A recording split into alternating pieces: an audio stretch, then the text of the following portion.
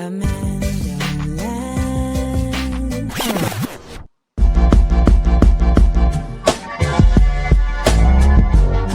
We up. Hello, Trymaine. What's happening? How you doing? That was some introduction to singing. The voice, we forget you could sing. Like, that was beautiful. How you feel? Thank you.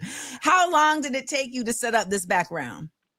This was, like yours. It's a collage of experiences in life. So it's it is what it is. Just you should see the other side. The bookshelf is, there's a lot going on. Because there's a lot of placements here. I see the Emmy peeking out. Right. Ain't nowhere else for it to go. It just happens to have to. There is nowhere else for it to go. Well, welcome to the show. Thank you so much for joining us. And congratulations on the book. Thank you. I mean, writing a book is an incredibly difficult thing to do. But as you said, the book damn near killed you. Yeah. Okay? The book damn near killed you. And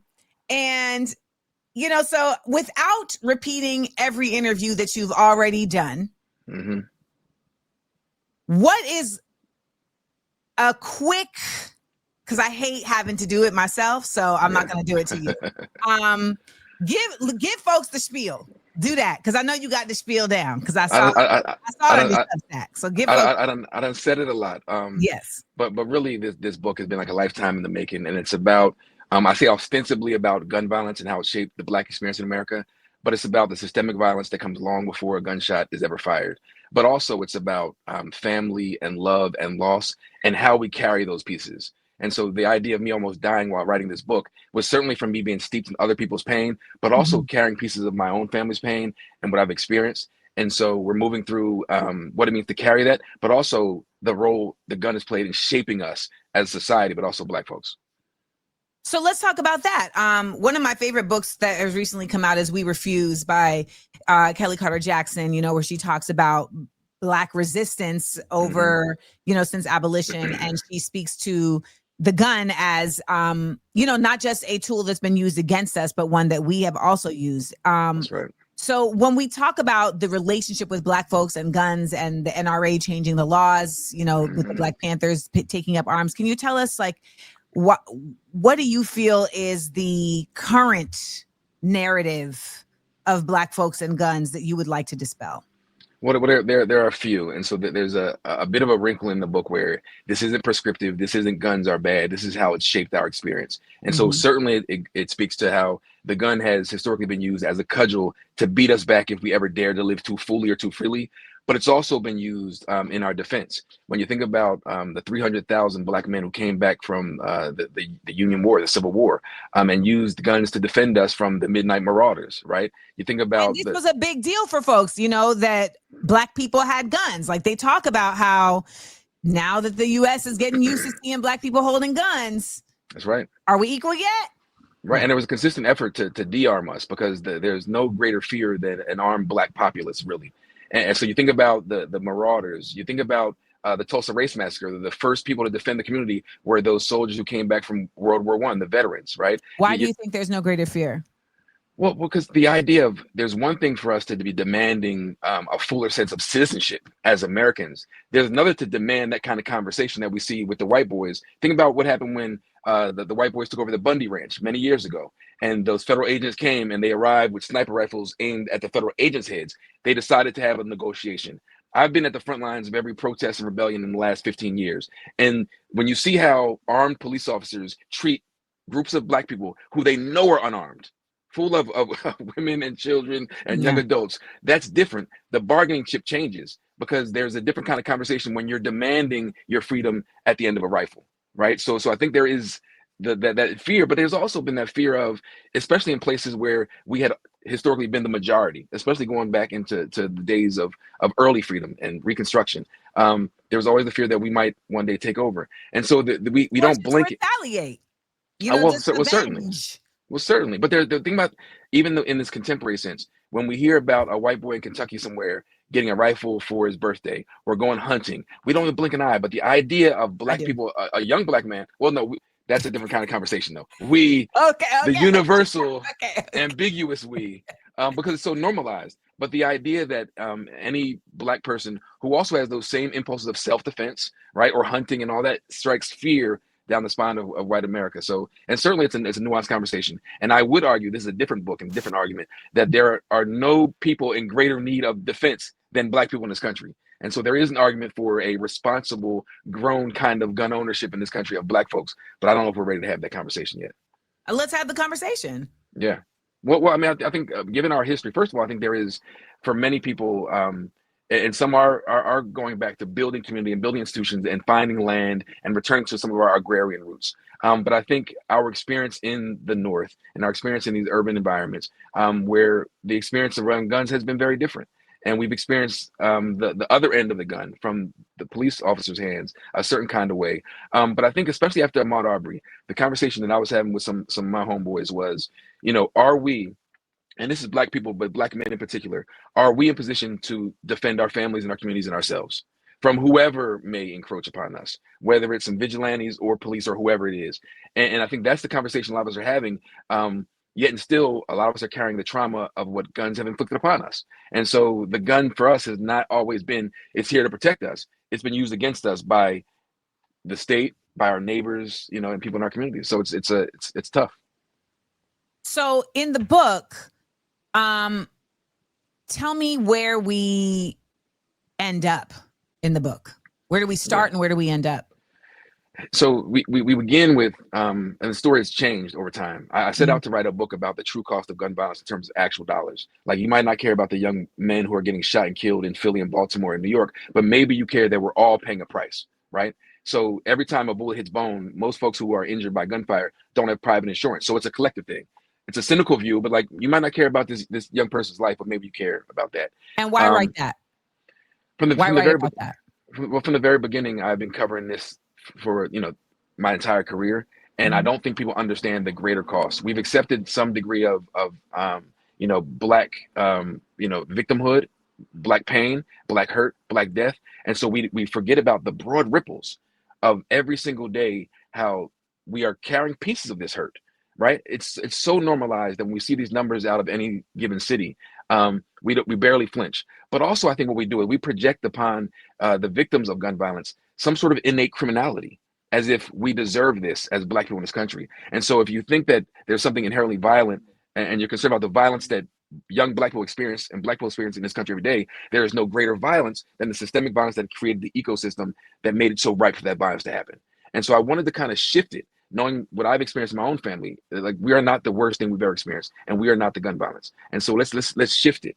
But in the writing of this book, I had this heart attack, almost die, and it forced me to grapple with and kind of widen the aperture on what violence really is. Again, if we limit it to the gun, and this is about gun violence, if we limit it to the gun, then we're never going to address the real root of it, which is the way black people have experienced white supremacy in this country. And I think all of this is a manifestation of how we've experienced this country. Okay, so now answer it as if we're not on Good Morning America, because you just answered that question. You just answered that question as a very packaged answer. Yeah, where do we start in the book, and at the end of the book, where do you want people to walk away with? You want people to, at the end of this book, what is the because I think the reason why I'm saying this is because we write these projects and we have like what our vision is, what our thesis is, right? Like, we have our thesis and we have our point that we want to make. But then, to your point, by the time you finish writing it, you're like, this is the point. I got you. Point. But also, what happens, because when did you start writing this? 10 years ago, 2015. I mean, baby, in the last 10 months, it's a different world. So like, even now, like, how does the book's context change relative to where our world has changed or our United States has changed, even in the last less than a year? This man hasn't even been in office for a year. It's been months. It's crazy. Well, one, I don't think the world has changed that much. Honestly, I think that there's this baseline. I don't think it's changed. I think we just returned to the baseline. But I also would say that I think no, you can't just say that and keep it moving. What you mean? Elaborate. I'm not seeing anything new from even in our politics. Even in the violence, even Charlie Kirk's assassination, I don't see anything new. It's not an assassination. Charlie Kirk is a podcaster whose life was taken for unknown reasons. What's an assassination? An assassination is somebody who is being killed by for a political reason. We do not know the reason he was killed. His entire being, his stirring of the violence, all of that is political. All of that He is literally political. could have been killed because he owed somebody money. And until I see otherwise, I'm not going to just make a general assessment of that. I think it's really dangerous that we continue to go along with a narrative that was given to us by the same people who are oppressing us. And that's the part of it to me. I'm going to buck anytime they come up with something, I'm going to disagree with it. I think assassination. The problem with it, assassination is such a loaded term. So I feel what you're saying. I feel what you're saying. But whether you were a union organizer or an activist, there have been Black activists who've been assassinated. I don't know. We can. I'm not giving a podcaster who was a hate monger the word I'm looking for is the honor.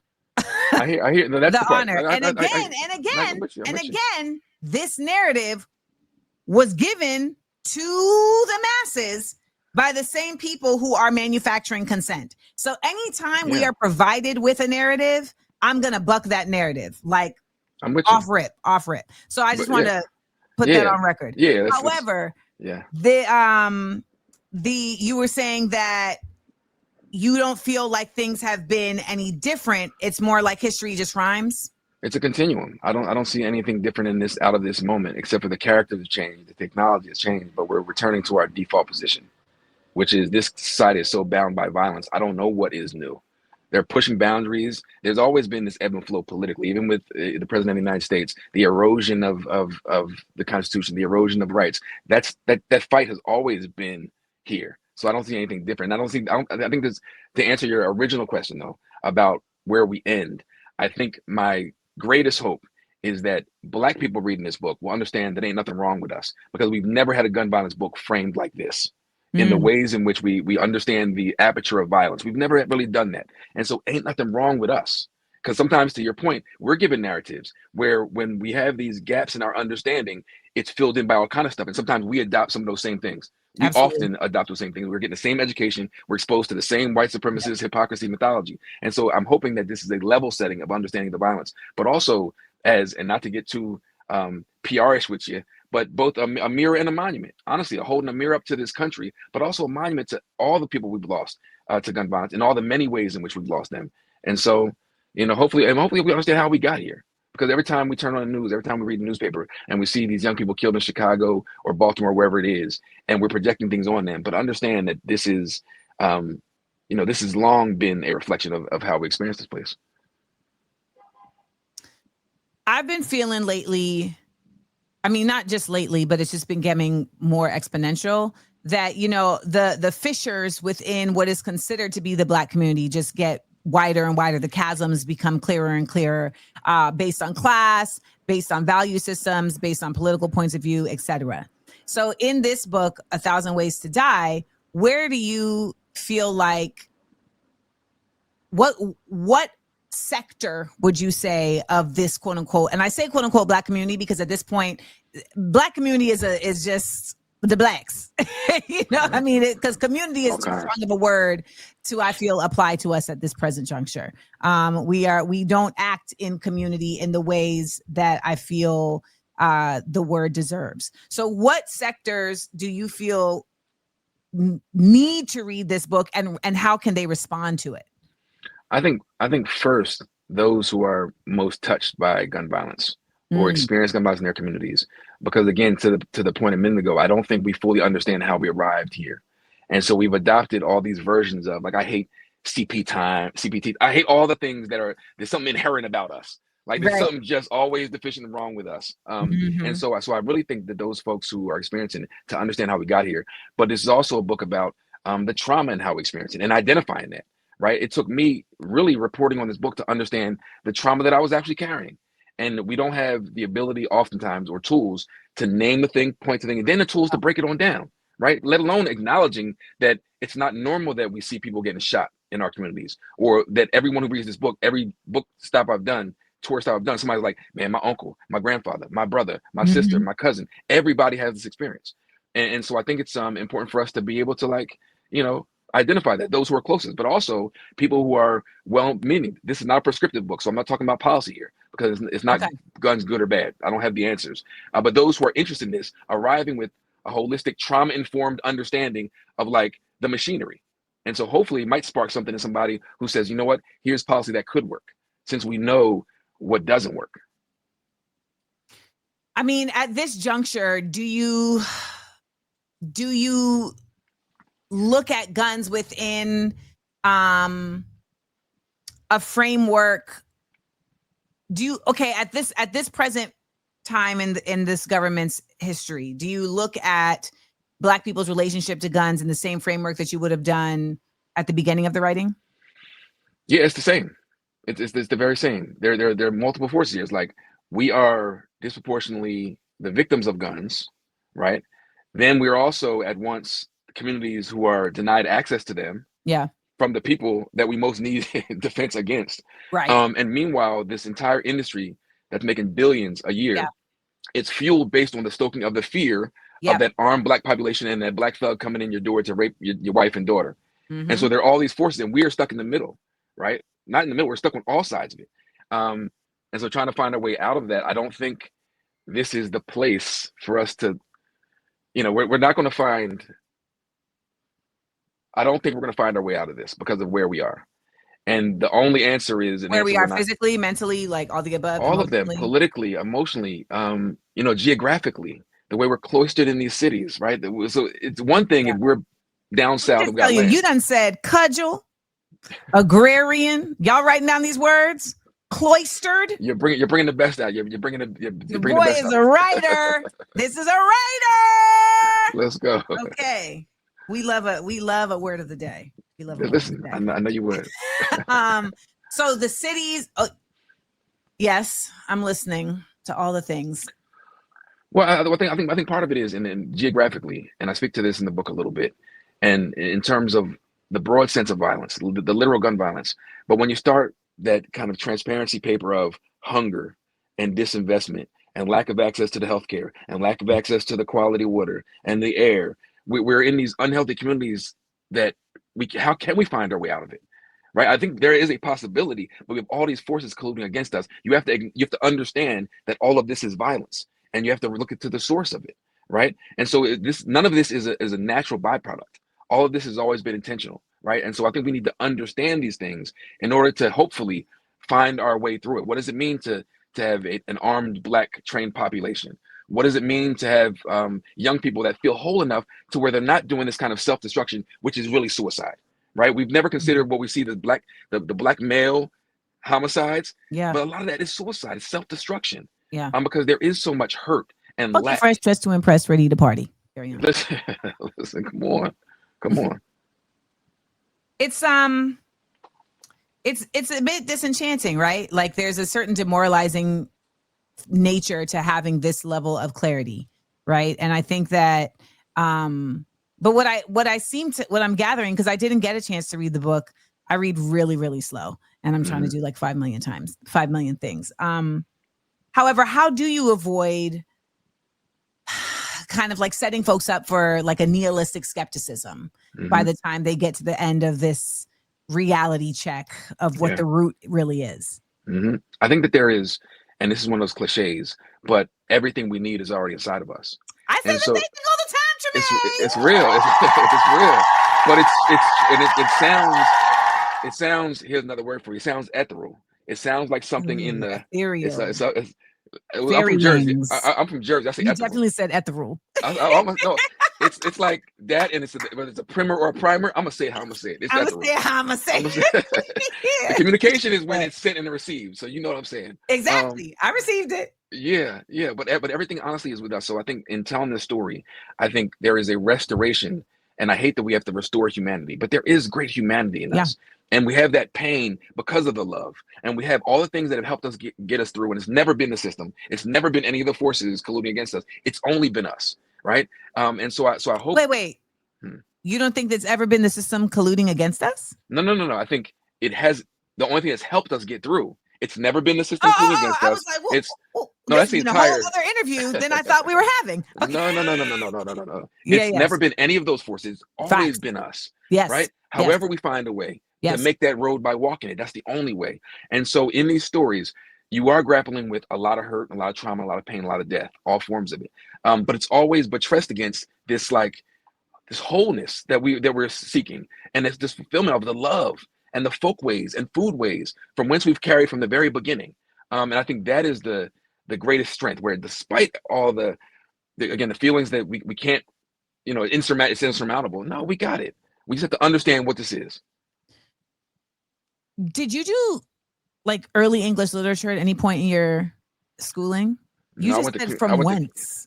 Listen, I went to Camden County Community College. Really?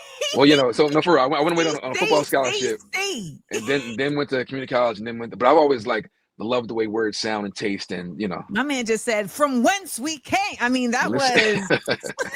But from whence, it's more than just like we came from over there. It's like from whence. Yeah, we in there. We rooted. We in there from the whence of it all.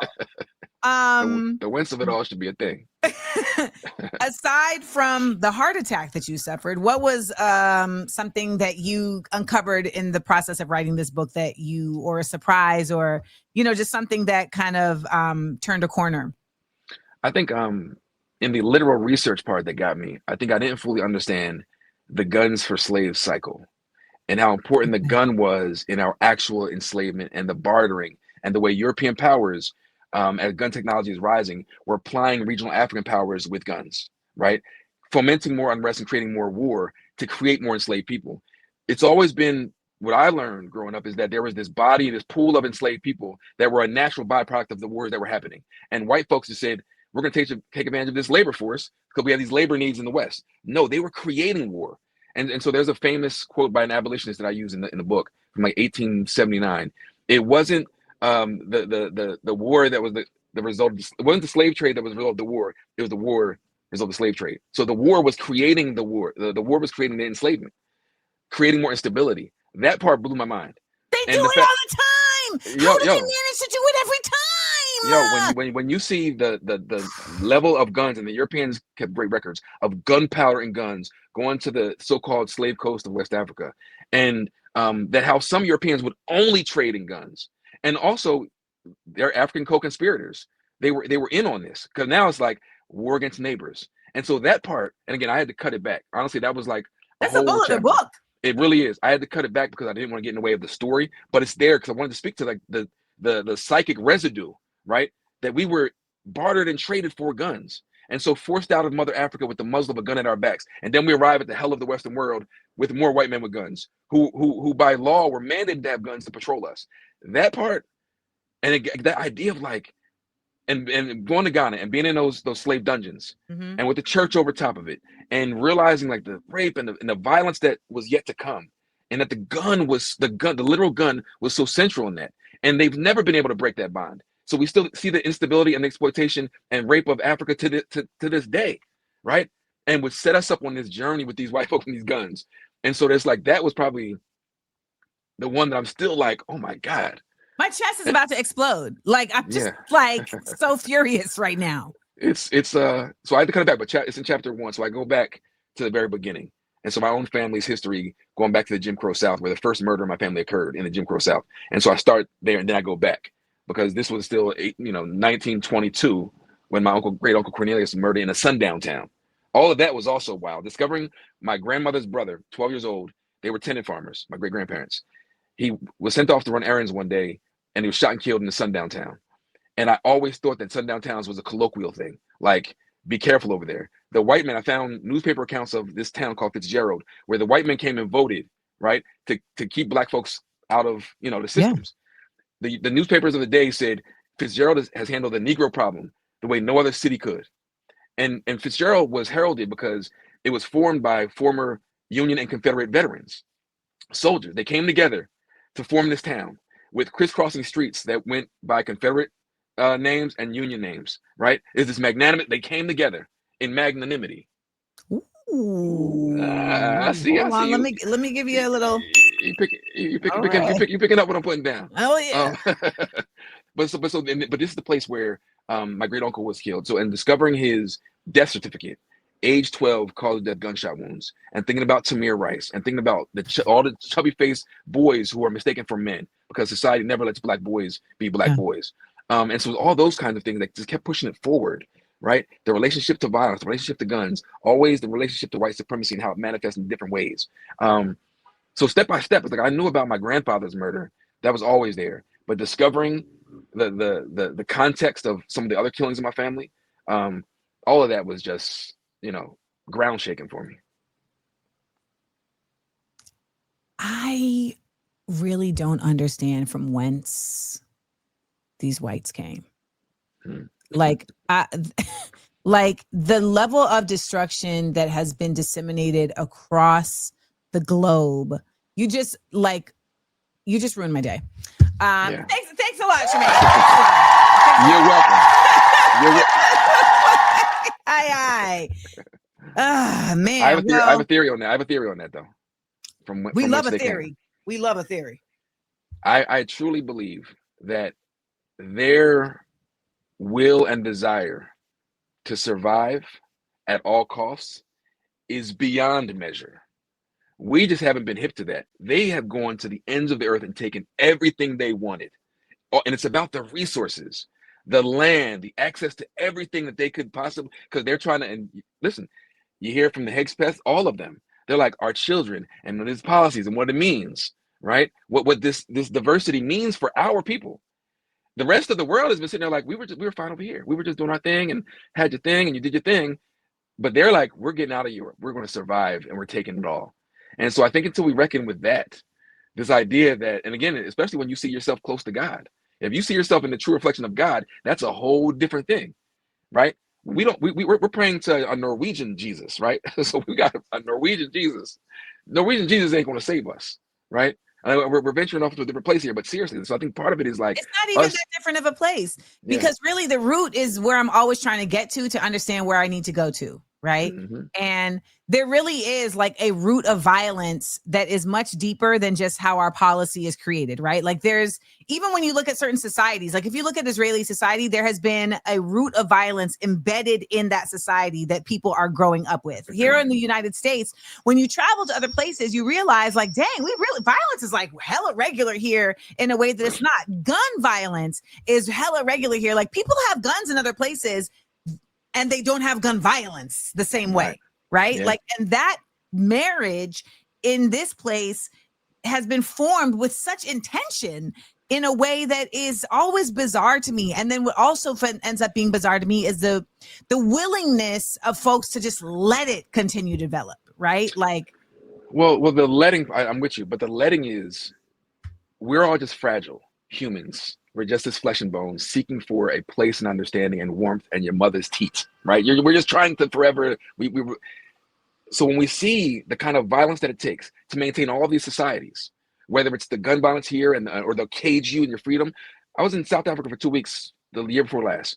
And when you see the townships and then there's this line of high walls and barbed wire and what hunger might as well be a gun.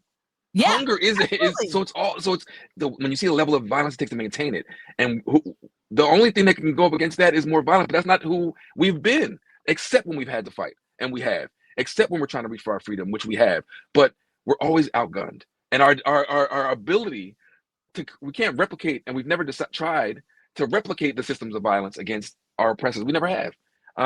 Anyway, yeah. So it's here we are. We got to understand it, though. A lot of us don't even recognize it. We got to recognize what the violence is. We got to recognize it. Y'all, please address your questions to Mr. Lee, because we're going to open the floor for questions. Mr. Lee, Mr. Lee. Oh, Mr. Lee, Mr. Lee, Mr. Lee. Oh, Mr. Lee, Mr. Lee, Mr. Lee. Wow, wow, wow, wow. Also, I just need to get this stem out because you said it and it's been in my head ever since. There is a gem in the not Barbie and the Rockers, but there's a gem truly outrageous episode where her nemesis, the Misfits, have a song called Taking It All, and it goes, we're taking it all. And ever since you said taking it all, I've wanted to do that. So while we're waiting for some questions from folks, after you wrote the book, you turned it in, did you have to make any changes? Did the editors get it? What was the vibes? I've had in my process, and this has been for the last several years, when I turn stuff in, there's not a whole bunch of thank goodness. Well, I mean, sometimes I want more, because I'm like, I know this can't be. This can't be. I know it's gonna be nice. I know, but right, I know right. there should be some. No, the editing process. I think they got it from the beginning. They were very patient. The publishing house was very patient. They could have been took their money. I was supposed to have this done in a year. It took 10 years. It took 10. So administration has done changed. I ain't had no gray in the beard. Dang. It was. Did you have gray before the heart attack? Or did the heart attack give you the gray? I had the first strand. It was like right here, just one little strip. And I remember because I want to say the book deal was finalized at the Million Man March anniversary. Okay. So it was a little while left. So I was there, and I was like, I called, and I was like, okay, we're Isn't that fascinating how that happens? Mm-hmm. When I did my first book, you know where I was when I got the call? I was in a military hospital in the outskirts of Togo. That's where I was. I hadn't had service for 4 days. I got in a car accident with I was there with this company, Alafia, and the owner was driving and he kept turning back and talking to us. And I was like, stop, because we're in Africa. And then we got in a car accident and then we rolled into a ditch and then we ended up having to go to a military hospital. And so he's like in this back bed and I'm just sitting over here like, am I going to get graped tonight? I don't know. Right. Because everyone's got guns. I'm like one of only 2 women in this situation. So, and I know somebody's like, why did you think? Because I always think that about men, no matter where I am, by the way. Yeah. And then my phone just started working and I got an email that said the book deal went through and I had to not be happy. Are you, let me ask you this. And I've known you for a while. I've been aware of I get the, your whole, are you a spiritual person? Like, do you have a spiritual center? Yes. And I understand religion now. Do you feel? I didn't always. Yeah. How'd you get to that place where you finally had a centering? I got ostracized by Black people. When was this? 2024, early last year. I mean, I've always been connected to something greater, but I hadn't named it. And I think I hadn't become obedient to it because I didn't really trust it. And Palestine and becoming very embedded in the fight for Palestinian liberation, and also then really being very lucky to be afforded the experience of interacting with Palestinians in the diaspora as well as on the internet. I mean, like I was doing lives with folks from their tents in Gaza, so being able to also witness like such a deep is a generous word, but like is too simple of a word, but their faith is not aligned solely with like a prescription of religion. It's aligned with a holistic like experience of guidance. And I don't think that your religion has to be that, right? Like, I don't think you have to have some form of formal religion to have a holistic, commitment and disciplined guidance that's grounded in something bigger than you. So for me, once I began to also disassociate from the Democrats and from systems and really started to see the way that indigenous systems of governance and indigenous peoples were like systematically denigrated and destroyed. And then also even in like the concepts of witches, right? Like we have this very unintellectual version of what witches are, when really it was just the women who were knowledgeable about the land and how to heal. And then, I'm also from the Caribbean. So there just became a real, once I was like forced out of the space that I thought I was supposed to make it in, I was kind of like cast into a sea of openness that allowed me to see more than I had before, right? Like there was no more limitations. And in that isolation, there was also abundance. And I was able to see something bigger and greater. And clarity sometimes comes from those, especially spiritual clarity comes in those moments. All the time. Whether you're in the desert, like that's what The Alchemist is about. Like you got to go to the desert to like see the things. Like that's what fasting is about, right? Like having lack in order to like trim the fat and like remove the smoke and the mirrors and whatnot. And so it's given me just such a clearer, sharper directive in terms of my purpose, in terms of my gifts, in terms of just even my intention. So it Mhm. you know, and then also like understanding that I was autistic or that I am autistic, and then being able to see that clearer and disassociate things that I had aligned with myself in ways that were not accurate. So like there's a lot of things that all happened at one time, and it was essentially like my midlife awakening. For some it can be a crisis. I was very fortunate that I was able to make it an awakening, and I'm still in it. You know, I just turned 44 in July. But I think when we look at when we look at like when you were saying that on the continent there was this divide and conquer effort that was happening, right? That really allowed for there to be a continued what's the word I'm looking for? A continued unrest so that they could steal from. Like we're seeing that happen in the Congo, right? Like that's happening Never with stops. Sudan. Never That's stops. the method. It's been the entire time. And so how does that stop? And that's what I'm constantly trying to figure out. And so like right now, like my theory, Mr. Lee, is that we have to get more spiritual. We have to, if they're taking the land from us, then we have to get closer to the land. Agrarian, if you will. From whence the seeds came. From whence? Yes. Even in just like, you know, a lot of people talk about like, you know, I'm trying to grow my own fruit. And it's like, yes, I see that on like an economic level, but also just on a basic, like respecting your land level. Right. I mean, I just saw a story this morning how, you know, the military base in Hawaii was leaking fuel into the water system because they had planted fuel lines in the land, which anybody who respects the land would know that's not a good idea. Yeah. But I think part of the problem is, you know, in trying to, it's almost anti-God to me, in trying to put so much shape and structure to religion that only serves earthly masters. That ain't serving God, because regardless of those structures, we still have God in us no matter what, right? And so I think when I was in Africa, and you see nothing but white Jesus on all the buses, and you see white like that, until you see yourself connected to the most powerful spiritual seed that has ever existed, right? Which you're willing to fight for and die for and return to the ground, right? So we're starting to, is there any reforming Master's house? Is there reforming it? There's no reforming it. There is no tinkering with it. And we're not there. But you still have an Emmy on your desk.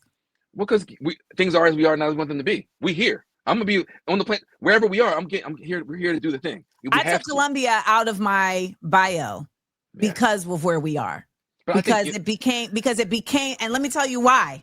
Because I went to a play, and someone at the play backstage was like, they knew I went to Colombia, and they went to Colombia as well. And they was like, so you took it out your bio yet? And I was like, why are you yelling at me? Yeah. And then they really broke it down for me. And they were basically like, the continuance of upholding these places and spaces as valuable, and of aligning ourselves with them as like, because I did this thing, or because I went through this place, or because I got this award.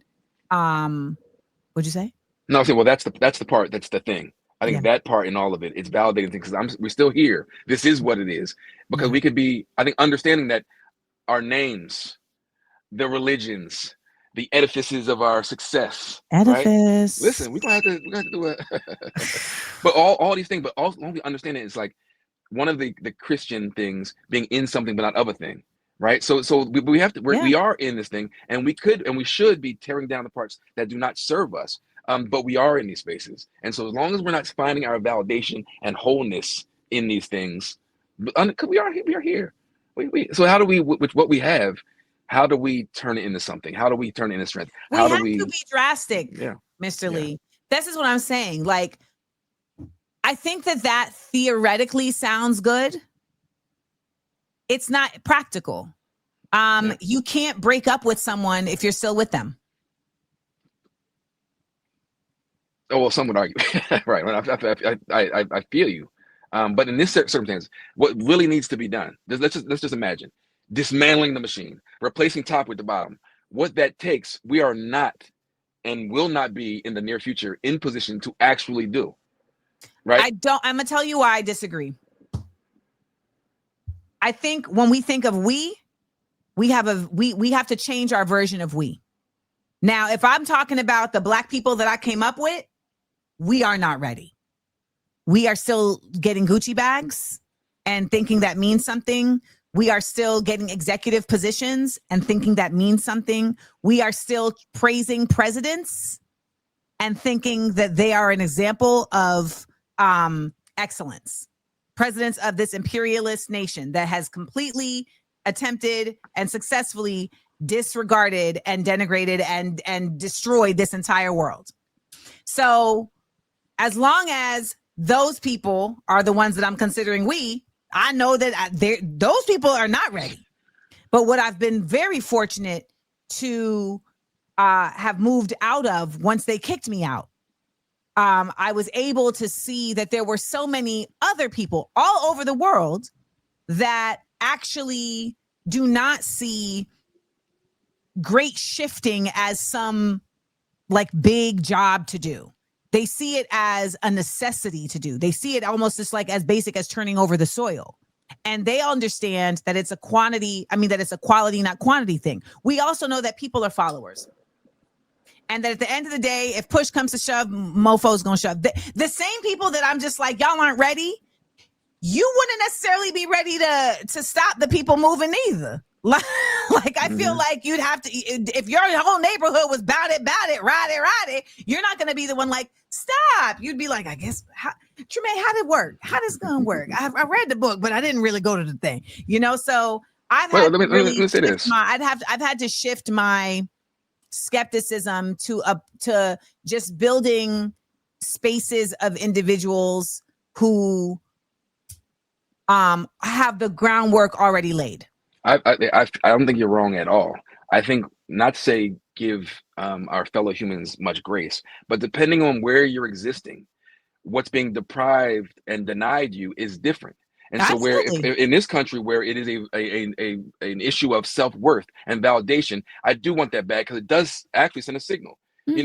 Feelings aren't facts, but feelings are real, right? So if you're somewhere where you're literally hungry, where they're denying the shit from coming in, it's a little different conversation. Oh, but I'm just saying that that's going to happen very soon. Like the big, beautiful bill is about to bill, and parents are going to be back in your house because you can't afford to keep them in the nursing home. And you're not only going to have to be a caretaker, but that's also going to mess with people's minds. That's also going to mess with people's pockets, right?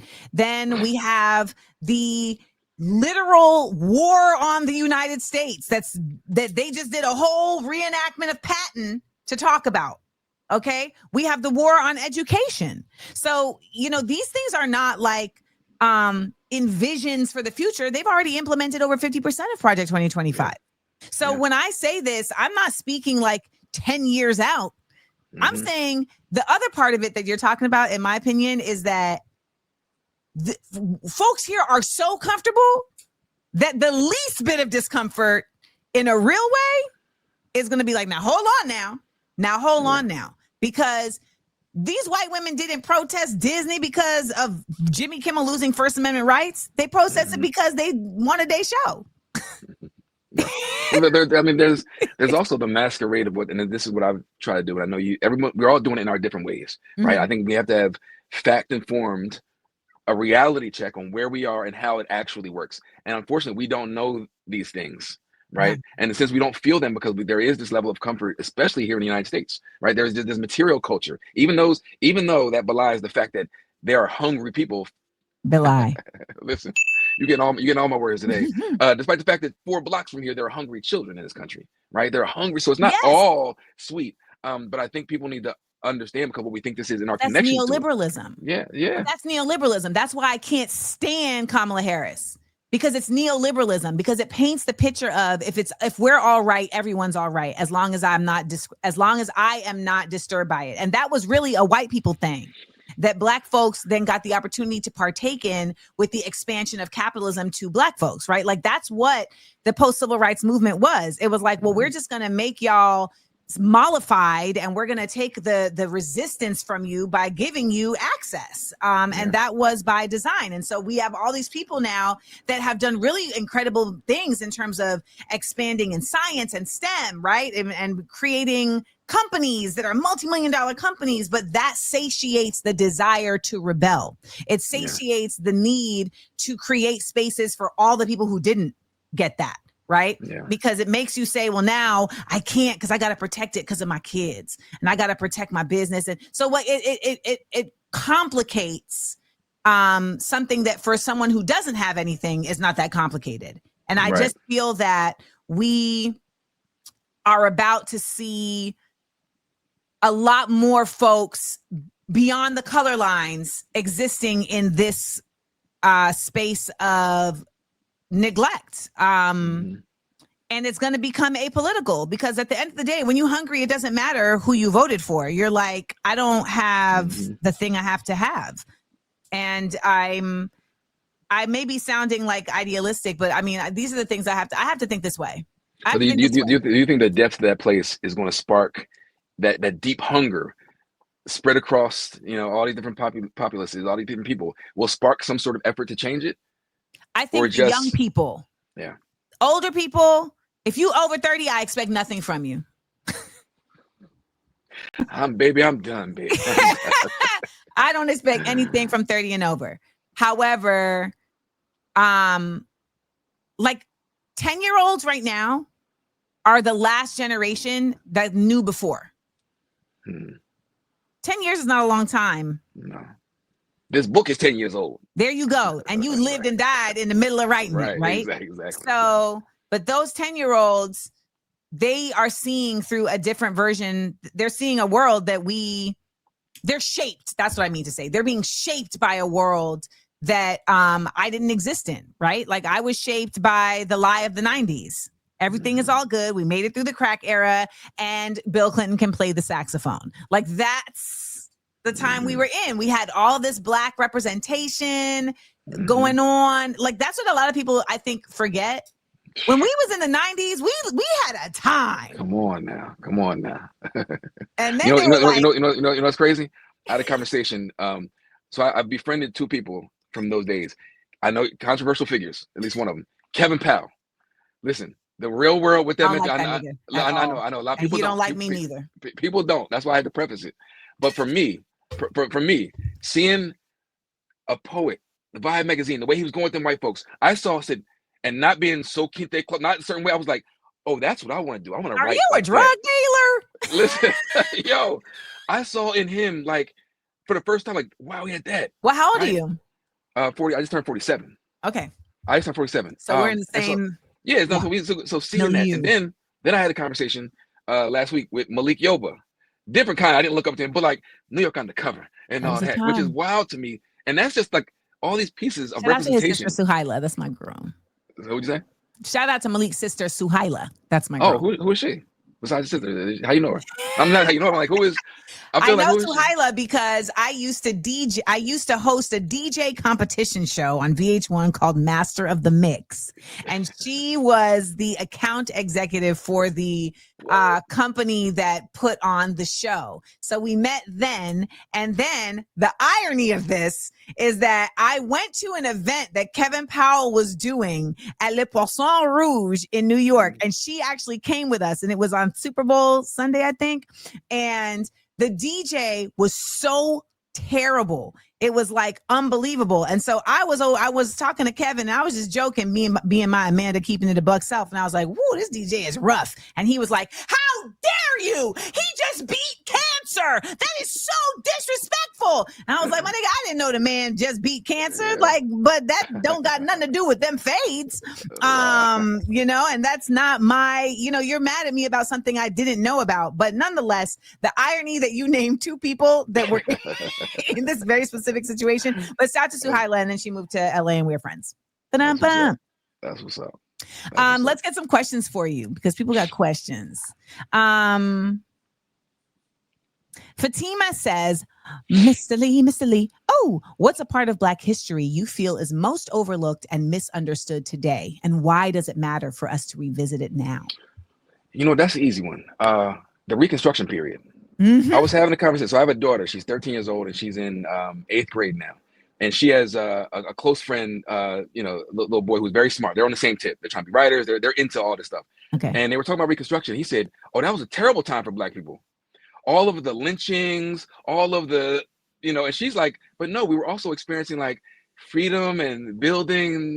So that, to me, that argument right there, and the fact that folks blame us for the fall of Reconstruction when it was the Compromise of 1877, the federal troops leave, and Rutherford B. Hayes, there's all this stuff, and all that tinkering around the edges, the white supremacists trying to undo it.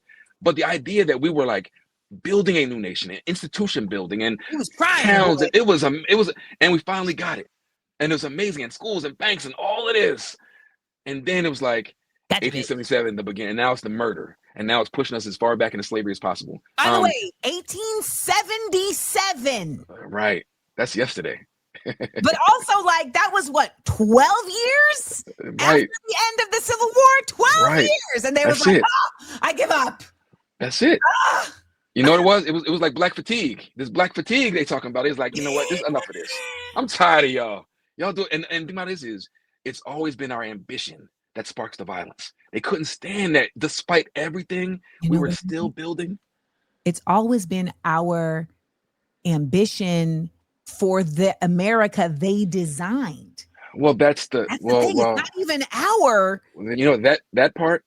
I've been thinking a lot about this idea of imagination and whose imagination we're living in, Ooh, and that's the part we're existing in this wild. That's it. That's the thing. But that's so powerful, though. I mean, that you're right. If we could redesign, get people to do think beyond it.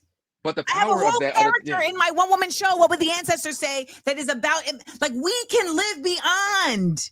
We could, but that's not saying. But I'm with you. But it's like the power of, and this goes back to violence. The power of all those, and we've been here with them so long, and I think we are entangled to a certain degree with all of this that makes it a little more hard to disentangle. But yes, the power of the imagination, and we're locked in it. But to answer your question, Reconstruction, that 12 years, that was, imagine like the newness of that, and y'all been waiting for this, and what it took, the sacrifice for that, and now we're in the Senate and Congress and mayors. There's a genuine effort, by the way, to let bygones be bygones. For real. Yeah. I know you was just enslaving us 2 days ago, but I guess we're gonna have lunch together and figure out this policy. And they're like, you know what? To that point also, I think it's hard for us to get our minds around 300 plus years of these institutions. And unlike the Caribbean, the white man on the hill, and it's 600 Black people, where you're still maintaining some Africanism. We're here with them, two of us in the kitchen with them. Yep. Forever. So our relationship to them also makes it hard to imagine something else because we've been so close to them. We've been here a long time. The babies. Come on. So that's like giving us, again, that's the idea of grace, but like understanding what this really was. I think it makes a lot of sense of why we are aspiring to where we are now. But Reconstruction. Have you read W. Du Bois' Black Reconstruction? I haven't read the whole thing. I've read it for pieces for the book. Like I have it sitting here. Like, so I haven't from front to back, but like so massive. Yeah. It's its own PhD. Next question. Isabel says, this is a silly question, but still asking it. Mr. Lee, what is your beard routine? Asking for a friend. Kudos on having a full beard that connects. Listen, good sister. Thank you very much, because everybody can't do it. You know, it's a product of the stress and genetics. Right now I'm a little driving on book tour, so I haven't been doing what I'm supposed to be doing, but usually it's like conditioning every other day and making sure I don't overdo it too much. I don't want my face or my skin. I don't want stuff on my skin. Mm-hmm. So I try to keep a very light oil around the way in Brooklyn. So it's, some sort of a combination of those essentials, nothing too smelly, but conditioning and, moisturizing. All right. Moisturizing. All right. Last question. Mr. Lee, any advice for writers like myself who are strong on these topics as well on where we can find truthful sources? I think depending on what you're trying to do with this, right? I think contemporaneous accounts of things help you understand.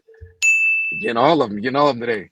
Contemporaneous accounts, if you want to understand how people were experiencing a thing.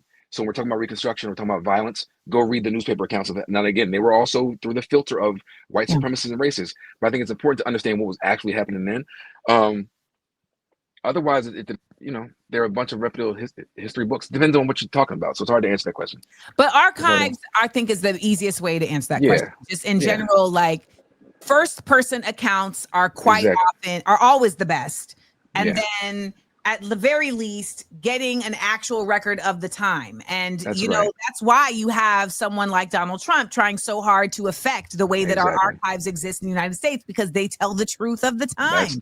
That's the answer. And so there are archives in all over this place. But if you don't know about archives, you don't think about archives. Yo, that's the one thing that discovering, like, obviously there are some limitations on the records for Black Americans, right? Because there's certain points, whatever.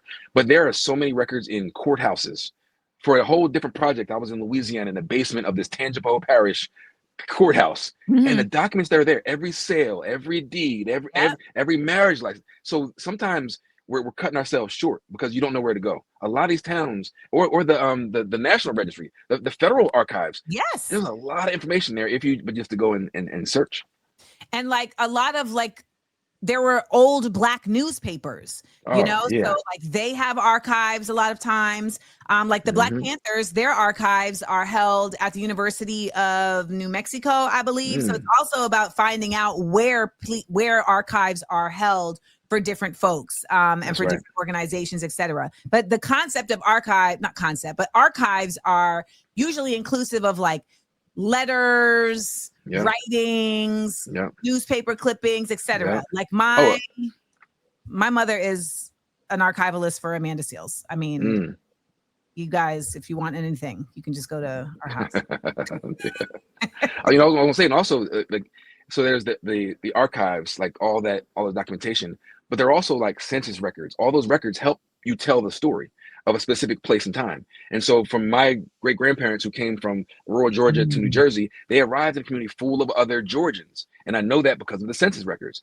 And even after the point they arrived, they'll say where they were born, right? So where were they born? Are they literate? So then you can go back to there. And so there's the contemporaneous accounts of what was happening in space, but also knowing who was there and how they got there and when. That's also helpful in helping to shape the story. Something to just give you all some context to before we go. We had an archivalist on the show earlier this year, so look for that episode. And also, if you listen to the genealogy episode that we did of Small Doses podcast, like genealogists use archives to map together like the story of you. So, like you said, census records, like job, like especially if people held like positions in government positions, etc. Like, and newspaper clippings. So like they'll find a newspaper clipping of an obituary, things like this. Will, and then the obituary will tell you something. The church. It'll be like, oh, this church, which is Mount Carmel, something. Now you go to Mount Carmel. Now they have the records. Now come on now. That's I get excited about this. This is my place. So I start getting low. Okay, there we go. I like that. I like that. Well, we are very happy to have you, and thank you so much for the work that you're doing. And it is really so necessary. You all go and purchase 1,000 Ways to Die. Is there an audiobook? There is an audiobook, and I narrated myself. Okay. For the record, even though Columbia is trash, I commend you on your Pulitzer. Thank you very much. I appreciate that. This was also, man, I was looking forward to this. This was even better than I can expect it. So thank you for having me on your platform. Seriously, thank you. Oh, thank you. You're very delightful and you're brilliant. So we know we love delightful and brilliant, and we love a good beard. So there we go. You also have perfect hands. Show your hands to the people. Thank you. Yeah, you have perfect hands. So if this writing thing doesn't work out, actually you held the pen the entire time so you could model pens. Hey, listen, here we go. You like that? There we go. There we go. Fight said this man has yet to put that pen down. Listen, I got all kind of weird little stuff. When I'm talking, I need to I just be having stuff to I don't know. Otherwise, it's just gonna be like this, Oh no. You're right. We'll take the pen.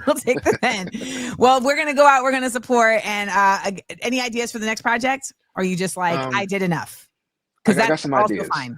Not for now. I do need to exhale and breathe. I'm very tired. I'm filled spiritually and emotionally. I've been dealing with people all across the country and giving my story. Across the country, people? No, just having listen. I'm about to go on a book tour, and it's a lot of output. But you know what though? I mean, again, depending on how you structure me, it's like every single book, every single signature. I'm looking at their face. I just feel like that they came and won a piece. It doesn't matter. I just love that. I'm filled by it because I'm still shocked. Like this whole trajectory of life, but also career, did not have to be this way. So I'm like in a spirit and season of gratitude and thankfulness. It's like I will go somewhere with 4 people. What's up? Thank you. Oh I yeah. appreciate you. So Whenever I have the 4 people, everyone has to say their name and their sign. We're gonna get friendly. Well, I'm glad to see that it's a lot more than 4 people, and this is the information that people need to understand. Like you said, it's not our fault. It's like that scene in Good Will Hunting. It's not your fault. That's right. It's not your fault. That's right. It's not your fault. I just watched it the other day again. Yeah. Trymaine, you have a great rest of your day. Thank you too. Let's do this again sometime. Yes, sir.